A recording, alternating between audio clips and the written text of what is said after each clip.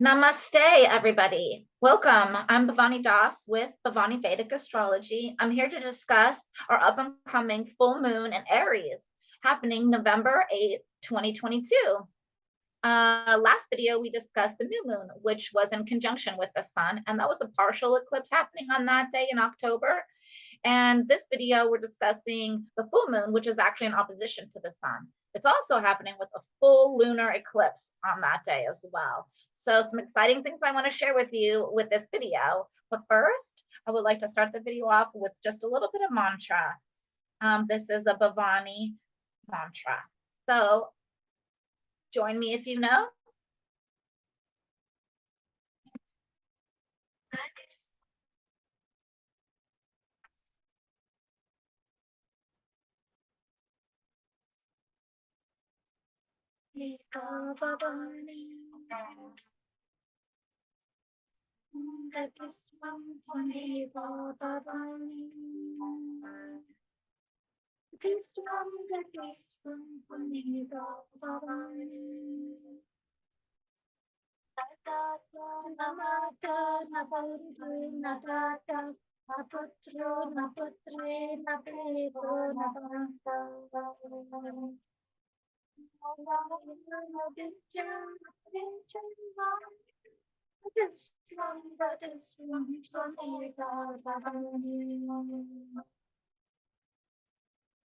Thank you so much.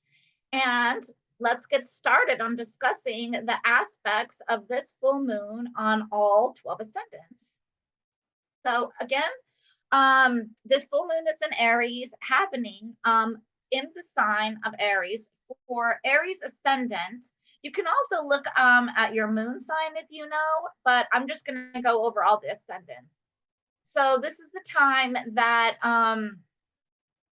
you might be extra impulsive or ready to take action, but we just need to focus a little bit more on nurturing ourselves and taking a little bit more time out for self-care, and not to be confused with where we want ourselves to be at this time, and just allowing the universe to take us there.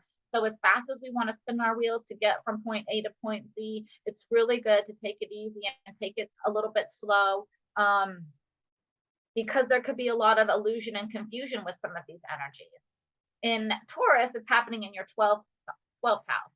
So the focus is definitely on 12th house topics, which is enlightenment, liberation, and so maybe going to retreats or ashrams or religious institutes, and practicing on some healing from and moving through some past life trauma, and current traumas.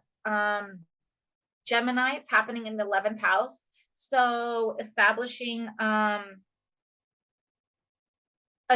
new relationship with your new tribe, your social network.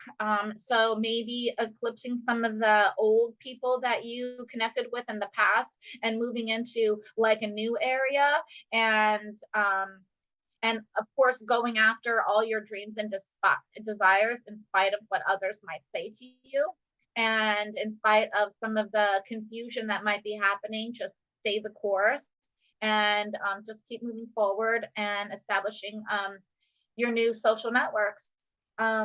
Cancer, this eclipse in Aries is happening in your 10th house. So the 10th house is your career and your power and your ego. It's your career, so your job. So it might be you might be changing careers at this point and starting something that you actually love, and a creative job, a creative endeavor, something that will bring you money in, that will help fulfill your life and make this world a better place. You might be experiencing a little bit of an ego death and becoming humbled during this time as well, during this transition at your job or career. Leo, this is also happening in your 9th house. And this Aries full moon is going to help give you an open mind into perhaps changing teachers. your spiritual advisors. It's part of your spiritual evolution. So maybe you're on a pathway to change the way you thought about spirituality in the past and moving towards something that's definitely going to open your mind up and allow you to see a more creative part of the universe versus under some organized religion. Or you might be changing churches and establishing yourself in a new organized religion, in a new church.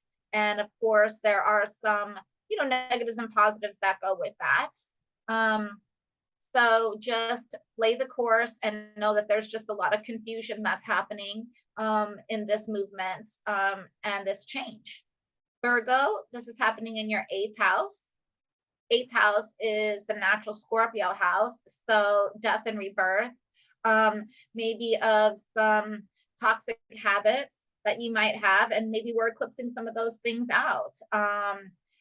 Like maybe you've been addicted to drugs or alcohol or sex, and we're removing those things from our life now to be on a more healthier spiritual path. It's also a sign of death and rebirth. So this house, you might be, a part of you might be dying and rebirthing into a new, healthier person. And you might be open to things of astrology and occult and mysticism and Reiki. You might be, changing or learning about those things in your life and being open to those more than you have in the past. And so letting go of maybe old beliefs and reestablishing new values, new beliefs. So Libra, this is happening in your 7th house. 7th house is all about, business partnerships and your marriage partners.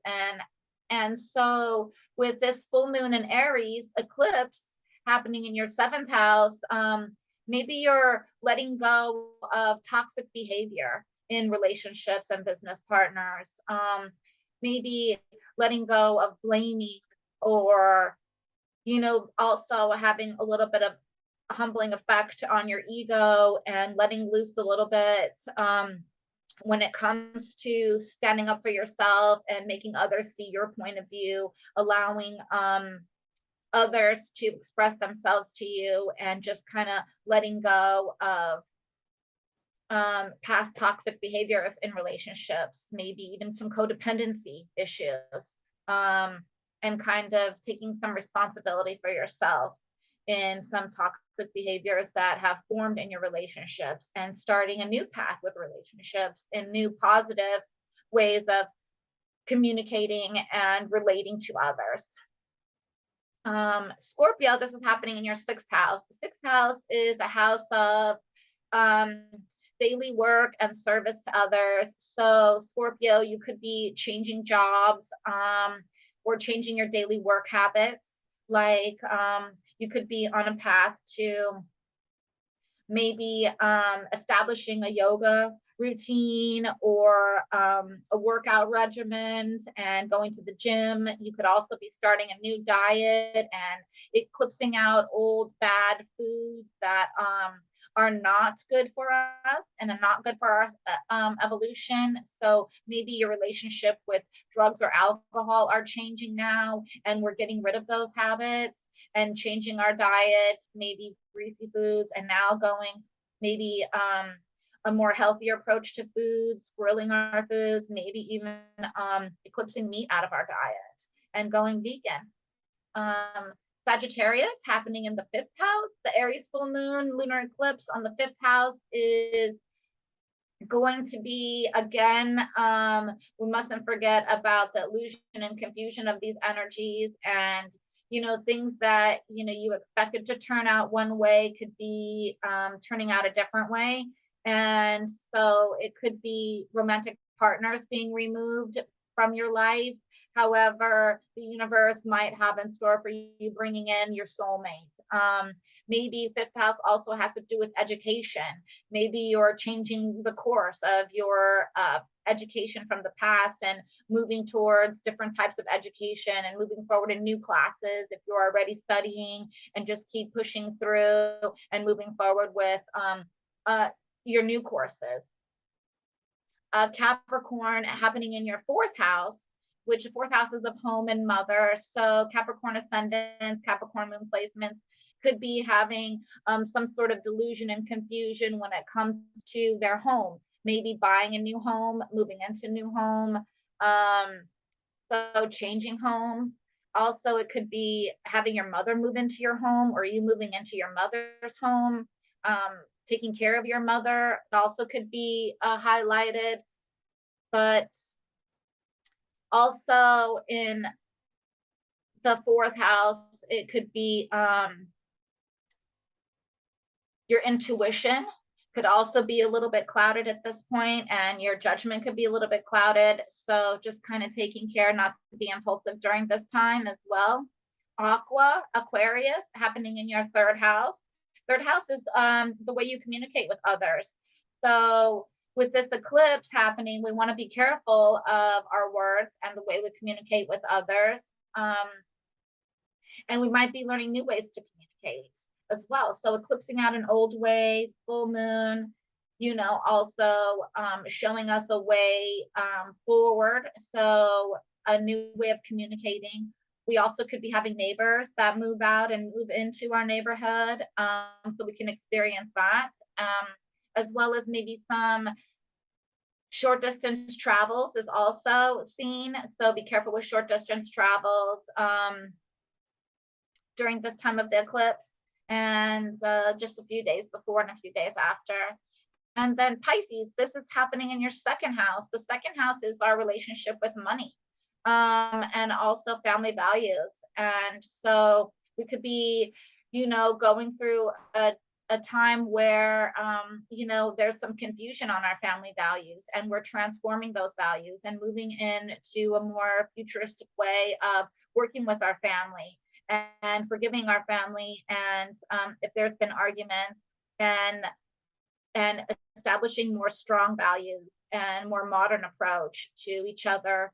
And it also could be changing the way you view money and the way we exchange money between us, which is also going through a huge transformation.